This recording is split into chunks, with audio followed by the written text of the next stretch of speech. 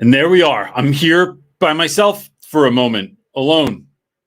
It's kind of like when Garth was in Wayne's World and didn't have Wayne there with him. But anyway, it's Sunday and it's actual night now for some of you because it's Sunday Teacher Talk. So we had look. This is good advice for anybody that's on here. Family needed something, and I was like, oh man, can we maybe I'll just do it by myself. Maybe we'll just push it back like 30 minutes or whatever. And then it was like, no, let's carve out the time to make sure that the family that needed us had us, and then we can just reschedule this. So one, I really appreciate people being flexible and showing up, even though this is not the normal time. And for those of you that thought it was, I posted it on Instagram. So if we're ever not on here, always check social. I posted on Instagram as a story. I posted it on YouTube as a post, but I realized that not all that shows up. So I apologize if someone has been waiting. I see there's folks that have been in here since before 2:00. But with that, I just think that's a good lesson. I am excited to get into this week, right? I'm excited every week to get into this. But if you have a question, you're wondering about something, please drop it in the chat. You can put Q or question on the front end. But before we jump into this, I want to, not like you watches this, but I just want to put it out in the world anyway. I want to publicly acknowledge my son, Brody, who, with me, we finished yesterday was our 260th workout for the year. We decided a year ago, actually more than a year ago, we started in January of last year, that we were going to go January of this year. I don't know, last year. I don't know, whatever.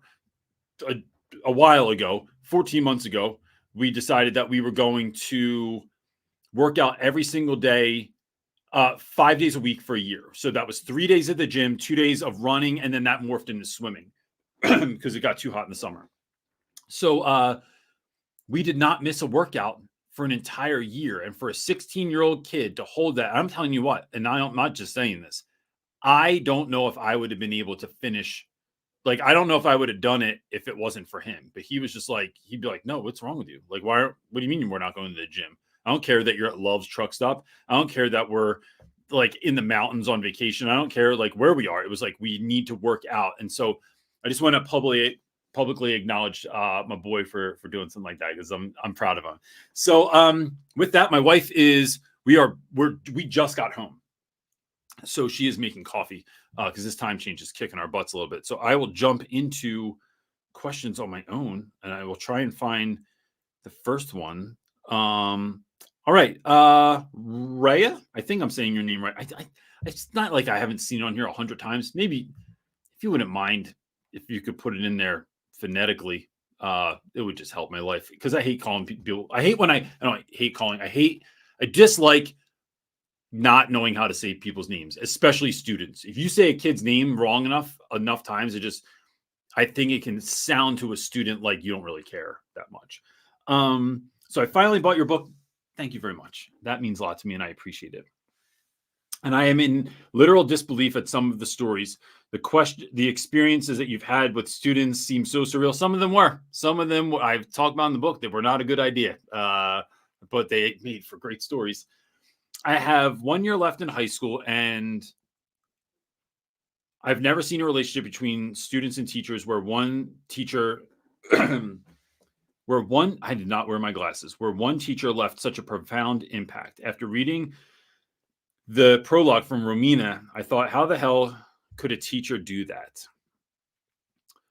Were the experiences you mentioned in the book down to the culture of your school and the students? Sorry if this seems like a weird question, but schools in the UK just don't offer freedom to teachers. Oh, this is a great question. Side note, my name is as in Ria Lease. Oh, so Ria. And I think I'm saying it right now. Gosh, I apologize for my extra neediness. So this is a great question. So for those of you that don't know, Romina was a student of mine in my second year of teaching. I've known her since she was 14 years old, and she wrote the foreword to my book. Her first line in the book is, "I hated Mr. Reynolds when I first met him." We were just talking about this morning because we were talking about folks that struggle to build relationships with students. I don't know that it was the culture of my school and students. I mean, if you read like in that part in the forward, Romina wanted nothing to do with me. And so let's talk about this. I'm trying to compose this in such a way that's going to make sense and it's going to be valuable to people and not just be like my story. One, I've had an innate ability my entire life to connect with young people. And that was even when I was young, it was young people just coming up and talking to me. So when I used to work at Home Depot when I was like, I don't know, 20, little kids would come up to me at the store and just be like, I love dinosaurs and my dog's name is Derek. And I'm like, and then here's what happens. Then parents look at you like, why are you talking to a small child? And it's like, listen, they started this conversation with me. I have long since, and maybe this is part of the answer, but like I've long since been like the dad that goes to the playground and I play, right? Play with my kids. But that leads other children to come up to me and be like, "Hey, what's up? My name's Sally." Actually, I don't think I ever met anyone named Sally that wasn't 90, but that was kind of rude. But my name's Keith. Can I play with you? And I'm like, why? Like, they don't ask my kids, they ask me all the time. And this happens all the time. So there's some of that. I think it's a God-given giftedness to connect with young people easily. The other side of that is that that's what was missing from my youth. Like, I think like I read a book one time that talked about, so I lost my dad when I was 4 to brain cancer. And then I had a stepdad that was difficult, we'll say. And so didn't really want to be my dad, didn't really act like a dad in that, like I was completely taken care of and supported. And I don't shirk those things. I don't mean to minimize those, but I didn't get like love. Like my stepdad didn't tell me that he loved me. And so, with that, I have always looked for that from folks. And so when I showed up, I just kind of like put that out there. Like I'm here, like I'm here to do this work. This is kind of messy answer, but I think what I'm getting to here is that I wanted to be the teacher for kids that I wasn't when I was younger, that I didn't have when I was younger. I wanted to be not necessarily a dad, but like be able to give some of that father energy to folks that like I didn't have when I was a kid. So with that all being said, I also have a really good radar for what kids need. Now, here's the thing. My relationship with Romina, Romina's I'm just going to say she's my favorite student I had of all time. And I say that publicly.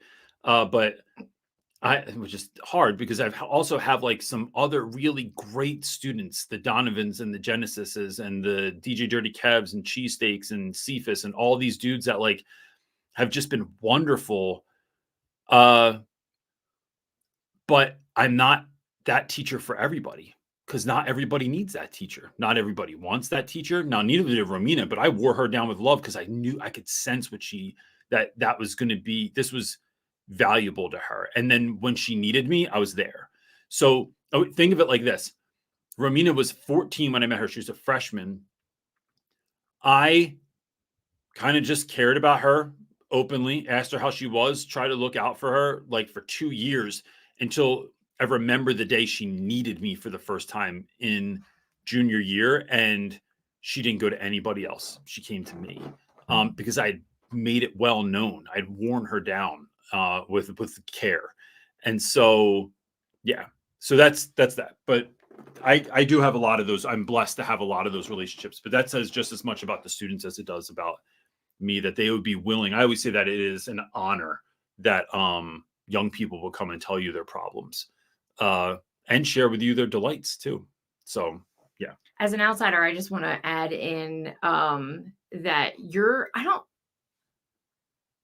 Boys Latin school that you worked at had a culture, like a school-wide culture, but that only lasted for a few years. Like, there were certain teachers even in that, because building relationships like that weirds people out, and rightfully so. well, Like if you don't know how to navigate it, I don't suggest doing it. It's hard. I just want to clarify though that it wasn't your school that had the culture and then you implemented it. It's something that you, whether your school you've worked in and had plenty of years or worked in schools that didn't value that sort of culture at all. I don't think Camden, New Jersey did. No, not at all. Which is where Romina was in that time period. And so I just want to make it clear to other people who are listening. It's like, this is not a school-wide culture thing that he was a part of. Like, this was CJ built this culture like in your classroom. I think in Philly, so Flounders did when I was in Philly, but I think it also gave people permission to go, oh, like, yeah, I want to do that. And so then we all end up getting invited to student weddings, and I'm not the only one there. Hi, everybody. I didn't say hi. Well, you came in late. I explained what we were doing. All right, let's move on to Gian. Gian's up next asking, what was one weakness in your life that you pivoted and forged into a strength as an educator and human being? I will say that, oh gosh, that is a freaking that one is hard because question. it's like, it puts you on the spot. I need a second to like, that's a big. So we're going to go weakness to strength to weakness to strength, right? Because this thing is morphed. So I grew up in not a tough family. I grew up in a family that liked blue collar. Let's say this nice. Like, we busted each other's chops, right? Like, making fun of one another, being sarcastic was like regular. And so I always say that, like, my family was kind of like Goodwill Hunting's friends. Would do anything for you, but man, they're going to make fun of you just as much, right? And that's just kind of how we rolled. When I got to high school, I went to the worst high school in South Jersey, where I got picked on and or beat up every single day. And I had no idea how to handle that because I couldn't fight. So what ended up literally saving my butt was letting my sarcasm, all that skill I had learned from my family over 14 years of my life, like, explode. But then that went too far the other way, and I just became like a jerk. And in high school, I was like, often I would like didn't know how far to take it. Like, I'd take it too far. And then when I started teaching, I still used that sarcasm, and I think I went too hard on that too. Like, I went too far, and I think we see educators do this from time to time, where like, you think it's funny, you think kids are going to vibe with it, but kids also have, and maybe they do, right? I think I have always spoken a lot with sarcasm, but it is having if you're going to do that, having a really good radar, because kids' feelings are right under the skin and they get hurt very, very easily. And so being playful is one thing, being silly is another thing, being sarcastic and not facetious, especially with the wrong students. Like, some kids, that's their language also, and they vibe with that heavy. It's not everyone's language. And so I found out even in later years that I have indirectly like hurt people's feelings. I didn't even think. So like, I used to get, the kids would tease me all the time that I ate salad for lunch or drank this horrible green crap or beet juice that my wife would make me. And I remember I was in a room, I was eating lunch with students. They were making fun of me for eating there. Like, why do you eat that? And I was like, cause a second on the lips is a lifetime on the hips. And then these two girls both ended up having children later. had a really hard time losing the weight, and they were like in their 20s, and they're like, I could not stop thinking of you saying every time I was eating something I shouldn't be. Man, Reynolds always said, like, second on the lips is lifetime on the hips. Now, look, I didn't say it. Like, that was freaking when you were a kid. Right now, you're a grown up and thinking back to this. So I don't take full responsibility for that necessarily, but I do. But here's what I take responsibility for: is what's coming out of my mouth, filling someone up or tearing somebody down, whether it's now or friggin' 10 years from now. So it's not taking it all on, but it's certainly being mindful of what is coming out of my mouth and with whom I'm wielding this verbal justice to. That's a good answer. Thanks. I remember when you did that. Someone should get, I should get credit every time my wife says, you get a good answer. It's a good answer. Yeah. What'd you say? Someone said what? I remember when that happened, and I remember saying like, "Oh, don't say that to girls," because speaking of relations, and where was I? When you said they were they were like 26 years old, and they were home. So we went to a bar. It was me and a bunch of students met at a bar. And like, don't meet with your kids when they're 21 years old at a bar, but when they're full ass grown-ups. And we got a drink one afternoon because they were like, that was like a thing. Everyone was like, can we get a drink with you? And it's like, yeah, sure. All right, let's go. And you guys were all reminiscing about and they brought that up. They said that. But I remember telling you like, oh, don't say that to young girls because I'm a female, right? So you just don't think like that. But I still, it was a funny in the moment. You made fun of me eating a salad, right? But it's like girls have being so many mindful, issues right? with weight. Certainly. And so it's just being mindful of what comes out of your mouth. Yeah.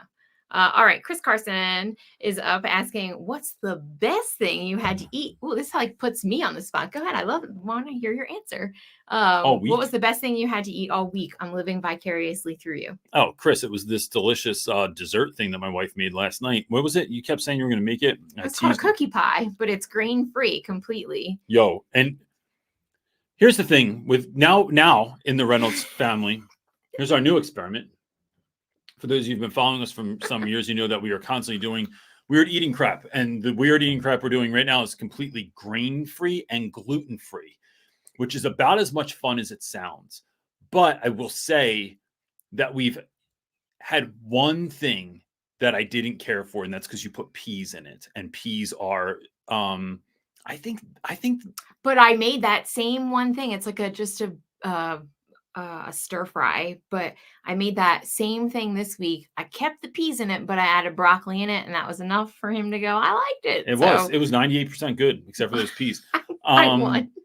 But yeah, Chris, who's the lady that you follow? Danielle Walker. Dude, I swear.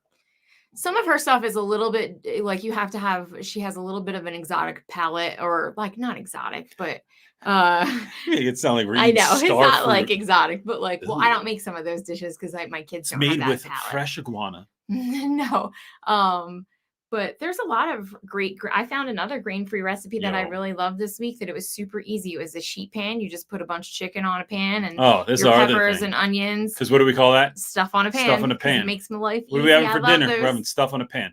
But then you just took in a blender, you put like chipotle peppers and like some other stuff like tomatoes and made like a sauce, and then poured it over shred your chicken and put it over it, and then put it on a bowl of cauliflower rice. It was delicious. Yeah. Cauliflower rice, another thing. Sounds like an invention from evil people. And it is surprisingly more palatable than I thought it would be. John Lopez, I don't think I'm going to get CJ to like snow peas. He's asked in the comments, not even snow peas in the pot? No, I like the snap ones that you get when you get Chinese food. Yeah, that's different. Is that the same as regular peas are like tried to be corn and they failed. That's ridiculous. Yeah, there's a lot of weird stuff. All right, moving on. It's like, why I don't like pickles. A food show. Pickles are zombie cucumbers. So anyway, let's go. Okay, KP is asking, I teach high school science in Philly. Can you recommend some good differentiation strategies for very low level readers, 10th grade students with first grade reading levels? Thank you. So one of the things I love to do is I would find one, I think reading groups, if you have the student culture to pull this off, when you don't have strong classroom culture, having reading groups can be really difficult. But when you have kids that are looking out for one another, kids that support one another, kids that love one another, you create groups and those students help one another. And I've had phenomenal success with that. The other is not being afraid to give kids different versions of books. So when we read like any book, there's a graphic novel for just about anything anymore, right? So if you have really low level readers, have them read a graphic novel. It's less text, it's visual, and that's really going to help them. It's also like, and then scaling that text. So everybody might be reading the Odyssey, but not everyone's reading the same version of the Odyssey, right? Some classes are reading a vastly easier version of the Odyssey.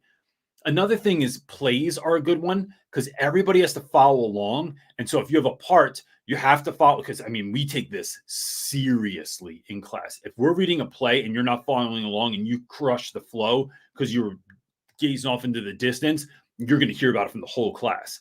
So it's creating parts for kids to read. So maybe a kid that is a low level reader has a very small part. Maybe they're in charge of sound effects. Maybe they're in charge of music. But all those, they require them to follow along. So those are some of the ways that like it's still doing the reading. It's just making it more accessible. And I'll tell you, I think that's so important because I think there's this idea a lot of times, like I've had administrators. So like if you're vibing with me on that, I just want to affirm what you're doing, because I've had administrators that are like, no, just give them the 9th grade text. This is a college preparatory school, and we are not giving them a 1st, 2nd grade reading text. And it's like, well, that's like saying at 14, you should be able to bench press 100 pounds. And if I have some, little weakling kid that can't bench press the bar, I'm just putting the 120 pounds in front of them or whatever and saying like, do it. And this doesn't even make any sense to me. I think also the other thing, KP, is reaching out to your special education department and making sure that they're aware and that seeing if we can get testing for that student. Now, look, in Pennsylvania, they're not required to test for dyslexia, which is a friggin' shame because so many folks have dyslexia. It was 1 in 4 or something crazy like that, like have dyslexia in the United States. But making sure that they are getting services should they need them. But even if they are, I mean, I have a video that I just came out with not too long ago called Beyond the IEP, where I think I think every IEP I ever got, super cookie cutter. I'm not saying all schools do that. I think some special education departments really focus in and help kids, but by and large, mine have been cookie cutter, and it's really getting past that. Like, it's really helping kids on a high level and trying to meet their needs. I think also calling home, I talk about this a lot too, but call home and see like what can be done. Like, I notice this is where your student is. I notice that they're struggling. What has helped them in the past that I could do for them in school? All right, our next question is from John Fox, asking, I'm about to start teaching foundations phonics to small groups of students, but my principal wants each group and lesson to be an hour. I don't know how to make a phonics lesson this long. So foundations, I don't know if you know, is part I remember. And because what's his name did the training in it. Yeah. Who, Fines? Yeah. No, he did Orton Gillingham. Oh, he did straight Orton Gillingham. Yeah. He didn't do what is this called again? Now I'm blanking. Phonics, Foundations. No, Foundations, but what is it a part of? It's part of Wilson. John, I think you can call Foundations directly. You can call Wilson's, and they are actually a really good resource. They'll answer any questions. They probably have lesson plans. Like, they're like a great resource that I don't think people know that you can actually reach out directly to them. So you can call them on a phone number? You can call them on a phone number and get direct help. Yep. Wow. Especially do they know no one does that anymore? I know. Well, they offer that that's service, awesome. and I think that's great. Awesome. Especially if you're trained in Foundations and a part of their actual program, like they offer so much if your school bought their program Yeah. and does stuff. They have extra help for you to call. So that's my one little. So I think that's a great idea. I didn't even know that existed, but that's It fantastic, and I love that they do that. I called and spoke to them directly. Really, that's a great thing for a program to do. So I think the other thing is breaking it up, right? It's chunks. An hour of anything is too much. An hour of fun, right? You can't even get kids to watch an hour of a movie in class before they start like losing their minds. So I would do 10-minute chunks. I would try to learn something, independent study on it, or we're gonna like, so you're teaching something, they're trying to interact with, whether that's some sort of exercise that they're doing, right? Typically, and then gamify some sort of review, but make sure that we're gamifying it for everyone. So what I mean by that is, like, sometimes I like to do silent review games so that kids that don't like to speak up in class can still participate. Maybe it's something like a different version of Kahoot, even though I know Kahoot is like wildly overused by educators right now. Like, and not that any one teacher's doing it, but if it's just not as fun, like if 5 teachers are doing Kahoot or 3 teachers in a day are doing Kahoot. So that's what we altered it and just changed the music.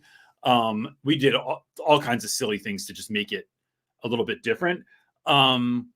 I would try and gamify that sort of thing, and because that's just going to make it more palatable, and it's going to take it from something that sucks to something that people want to do in class and get excited. And I mean, look, man, when I tell you that vocab reviews were the most fun, one of the most fun things that kids did in a week, that's not easy to get to, but we did it because we made it fun. So, yeah. You can actually ask Foundations or Wilson, I'll say, because that's their actual name, the Wilson people, for data on why lessons should be shorter. And they'll send you that data and information that you can actually give to your principal to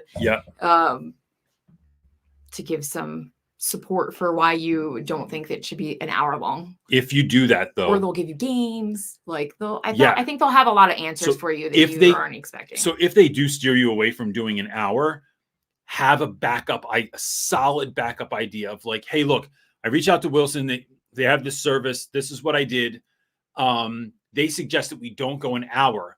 So I think it would really benefit the students in seeing these needs in class and seeing their scores if we spend, let's say, 30 minutes on Foundations and then 30 minutes doing this other activity that is like, why can't you just read?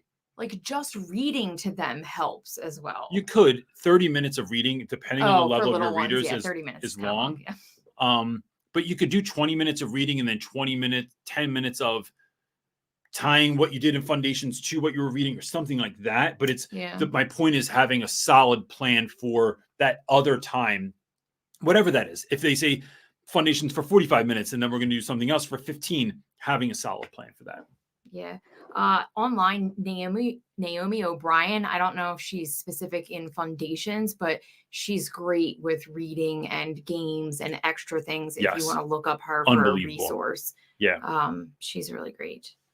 She used to be Read Like a Rock Star, but someone else took over that account. That's no longer her account, yeah. All right. Josh is up next asking, now that it's getting warmer outside, I teach in Michigan. What are some creative ways to utilize going outside in a lesson where it's not just kids running around? So this is an awesome question. I'd say that the first thing, though, is, Josh, is getting your kids ready to go outside. There's 1,000 things to distract you when you're outside that aren't there in the classroom. And when it's not part of your normal, kids don't act normal. You can't take kids that act one way in a classroom and expect that they're going to act that way outside. I like to do. So one of the things we talked about on our last workshop is like when I am consuming any kind of content, I'm always looking for ideas. So one of those ideas is by watching either Survivor, Minute to Win It, or Dude Perfect, and I watch some of those challenges that they have. And I think, how can I incorporate this into the lesson that we're learning right now? So whether that's science or literature or history or math or whatever it is, or art, language, it's looking at what am I doing in class and how could I make this fun? Now, sometimes what you're doing is more fun than educational, but as long as I can connect it to education, I'm good with it. And because here's why. I think building culture in the classroom, especially this last part of the year, is incredibly important. And I always found like by February, my classes were as solid as they were going to be, right? So now this let me really know what classes can I go outside with, because I don't take everybody, because even though my lesson plan says it, I'm not doing it with everyone, because some classes can't handle it. Some kids start throwing stuff. Some kids just disappear and I don't even know where the hell they went. Some kids jump on someone's car because we're in the parking lot, and why wouldn't you jump on someone's car? So it's not everything is for everyone. And just looking at it through the lens of like, so when if we're reading a story and part of it takes place outside, can we read that part outside? When we used to read Walden, which is like, I love, but it's like literally one of the worst books I could ever imagine reading with high school students, because they're just not there. But looking at the transcendentalism movement and going outside into the woods or near some nature, doing sidewalk chalk outside for any number of things. That could be diagramming sentences. It could be working on symbolism. It could be drawing, parts of a cell, whatever you're doing out there. But how could I do this outside? And then I will a lot of times just walk through a store like Five Below, which I really miss. I'm going to just let you know, we don't have Five Below here in New Mexico. Five Below or Target dollar section, or a high quality dollar store, because some dollar stores just look like people stole stuff from other stores and then sell it to that dollar store. But like a high quality dollar store, and seeing what is really cheap that you could bring in even for an experiment or something like that. Like, we're blowing bubbles, and do we know why bubbles do this? Do we know why? Let's talk about gravity, and we're going to get parachute men and throw them in the air, whatever it is, kites, something that's going to make what we're doing come alive, so it doesn't have to be immediately connected. I will say it's worth mentioning, I have never found success though with, hey, we're reading in class, so let's go read outside instead in a circle.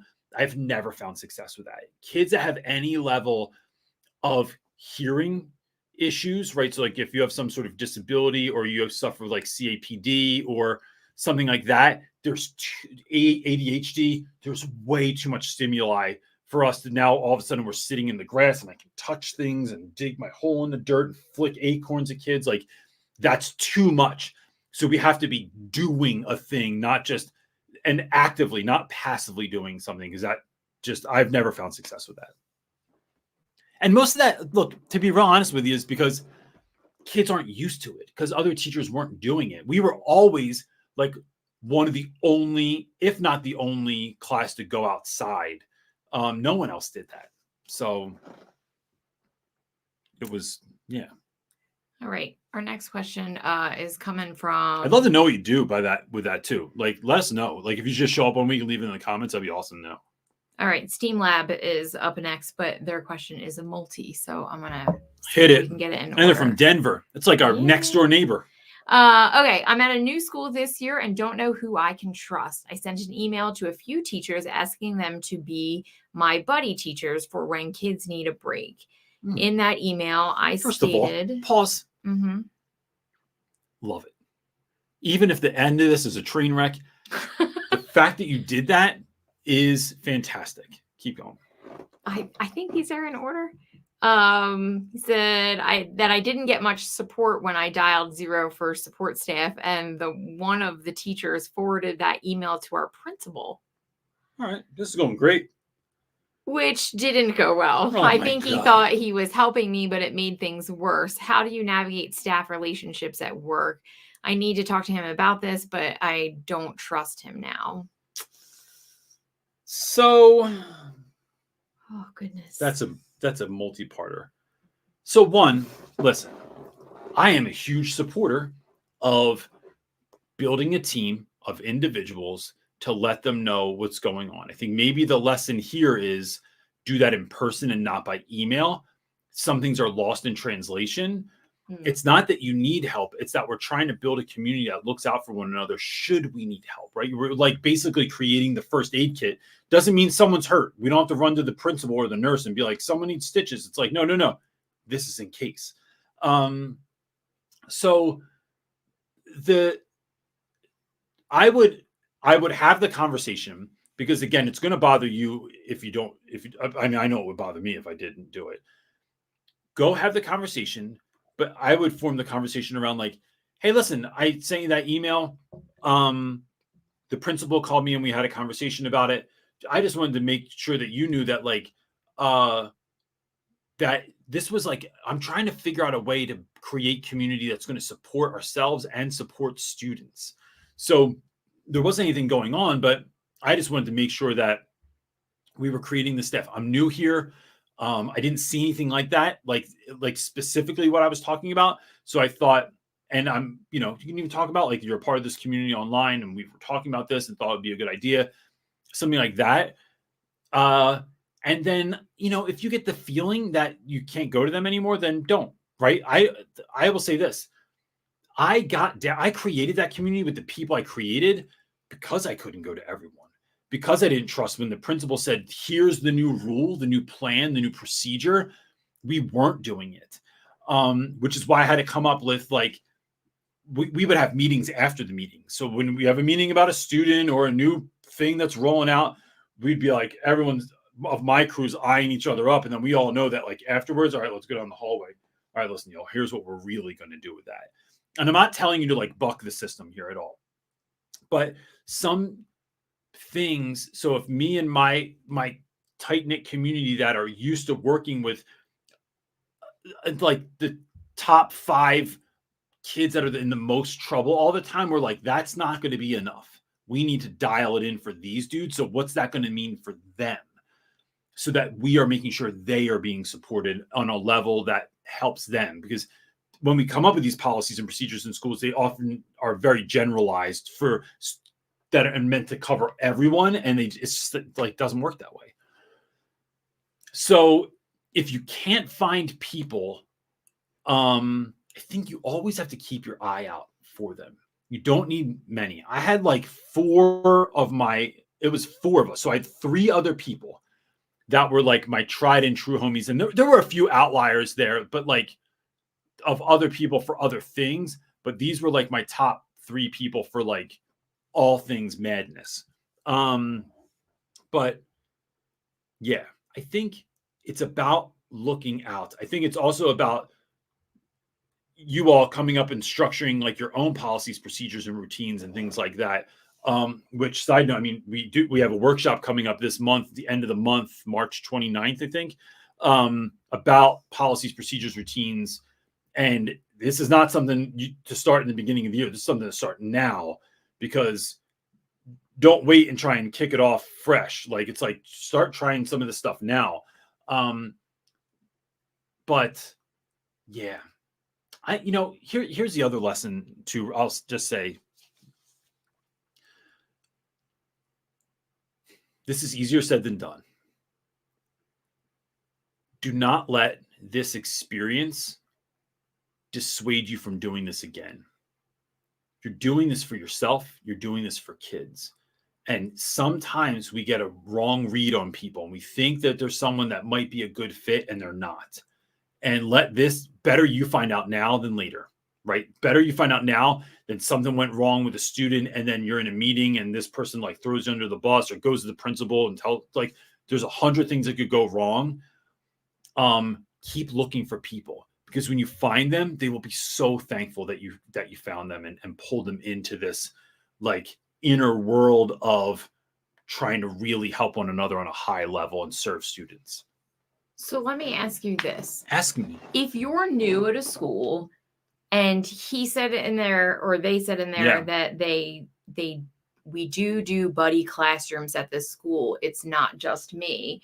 So my question back to you, STEAM Lab, is, do you get assigned a buddy? Like, what's the expectation to like get this classroom buddy system thing? Like, and is yours not good enough? Is that why you reached out? But then for you, I want to say, like, if you're new at a school, how do you go in looking to build that community? What are you looking for?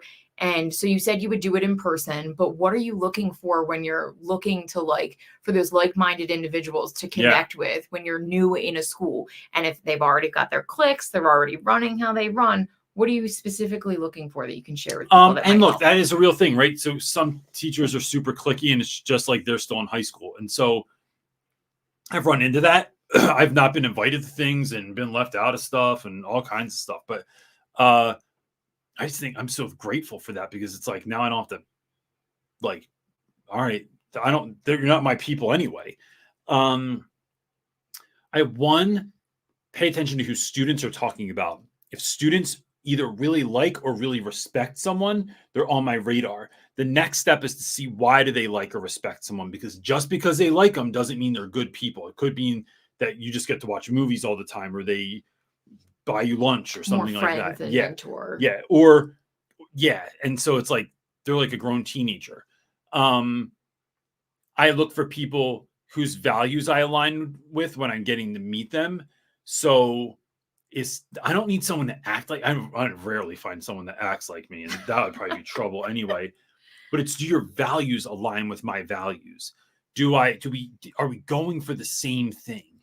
Do we love the job? I don't do like teacher humor stuff. I just am not interested in like teacher and like self-deprecating humor about teachers and students and shit like that. Like, sorry. And like, but I get fired up about that one. But so I'm looking for people whose values I can align with. And that's big for me. I mean, that's enough to get started. But students are probably your best radar, because even teachers they don't like, but if they respect them. So like my friend Cho, a lot of kids would say that they didn't like her in the beginning of the year. Randy Rebai, kids didn't like him in the beginning of the year. They're both like they are super strict. They don't play, and they were respected like at a high degree. So I was like, oh, what do you got going on? And then trying to, to me, it's showing up, it's being around, it's being a part of stuff, it's being a willing participant, and just looking for your people. And that might be one person at first. Like when I was in Camden, gosh, I don't know that I had Miss Aragon. Yeah, she was the other teacher that everybody loved, that you were like, oh man, he's got it on lock. Oh, McDougal? Yeah. But I couldn't get on that squad either. They were tight-knit group. But I think that was part of, you see this in inner city a lot too, where like there's so much turnover that if you're new, no one wants to pay you any mind. So that's what they said. They said they had 3 STEM. I think 3 STEM teachers in the past. So I think they wonder if I'll stay. So I'll say this, and look, I preach both sides, or I preach one way and I do the other sometimes. I am a big believer in going to new teachers and making them feel welcome. But I'll tell you what, in the amount of time that I've taught, like when you have 60, 70, 80, 90, by the time I left Philly, 90% turnover the year before I left Philadelphia. The year I left was 95% turnover. You get tired of making relationships. You don't want to build a relationship with someone until you're sure that they're going to last like at least 3 years, right? So you don't invite them to all this stuff, because it's like, because I've put so much energy into folks that just didn't stay. And by Christmas, they're gone. And you're like, I could have just focused on my homies and kept it there. So I understand both sides of that. So some of it is sticking it out. And then you are going to be the STEAM Lab Denver teacher. You are going to be the one when the new teachers come in next year, start looking for your people, and you bring them into your fold. And we don't even need the rest of y'all. Like we have our own thing going on that people can join if they want, like if you're into that. But that's what I did. I just made my own team.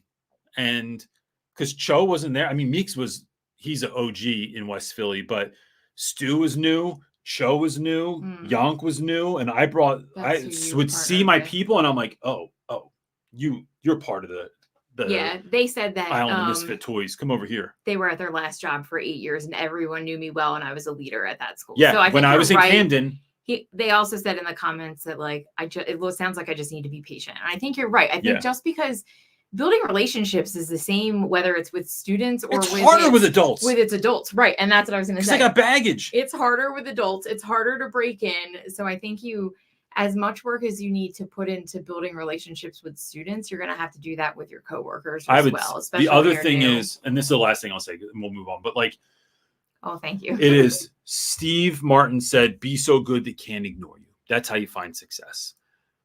And I'm not saying be good so other people notice you, but just keep being great.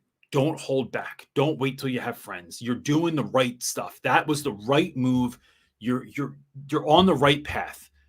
It is be patient, but be awesome out loud as much as possible. And the people that need to find you, not necessarily even the people you're focused on, they will see you. They will want to be a part of your awesomeness. And then be mindful when people are coming up to talk to you that like, oh, are you trying to be in the weirdo squad? Like, that's what we do. Like, this is the kind of crap we pull off all the time. Yeah. We actually don't have any other questions. So that's a nice. Well, we're on here in like the weirdest time ever, right? We are. We are multiple hours late for what we were supposed to be doing. So look, if there's another question before I end up finish saying this, please let me know. But March 29th, I think it is, we have a workshop coming up. It is same as all the other ones. It is priced so teachers can afford it. If you cannot afford it, just send me an email. I will gift it to you. I would rather you have it than not. But we do, part of the reason we charge for these things is like so the Reynolds can live, right? 700 plus videos on YouTube. We don't get paid for them. So you get some minimum little check every month from YouTube. But like, but that being said, we're creating this now because we're going to do this. We'll probably do this again in the future. Again, this exact same one, which is systems, procedures, policies, and rhythms. But it is something I think you need to practice and start implementing now, even in this last part of the year, because it is going to give you practice with kids you feel a little bit more comfortable with, a little bit more familiar with.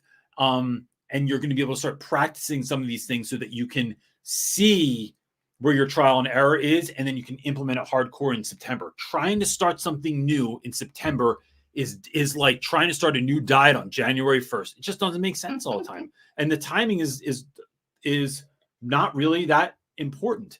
It's trying it now and kind of getting, it's like spring training, right, for education. And then you're going to jump into this in September. If you want to retake it or whatever, like you can do it then. But yeah, so we're trying to serve people in the best way possible by and I'll say this. If you're interested in bringing CJ to your school to speak, to do professional development, we're booking for that now too.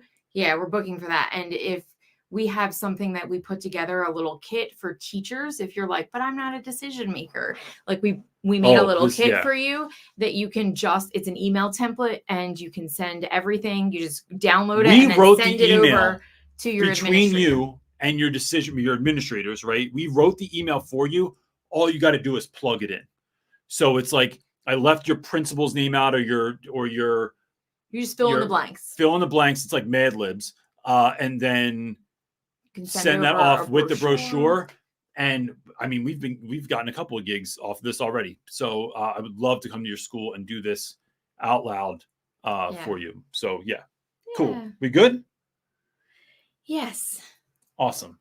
Guys, we really love you. And we're really thankful that you jump on here each week and that you're trying to bless your kids as hard as possible. Keep going. It really, really, really means it a lot and is making a difference. For those of you that have spring break this week, have fun, right? I got to go work until late tonight, but I'm about to go play some Fortnite right now because new Fortnite season came out. And so don't think that all your kids aren't talking about that on Monday. And Mr. Beast is going to be in Kung Fu Panda 4. That's the other thing that everyone's going to be talking about too. But yeah, maybe that's a new segment. That's a weird one to do. But yeah, we good? Yeah. Have a great week, everybody. Have a great week. We'll see you next week. Peace.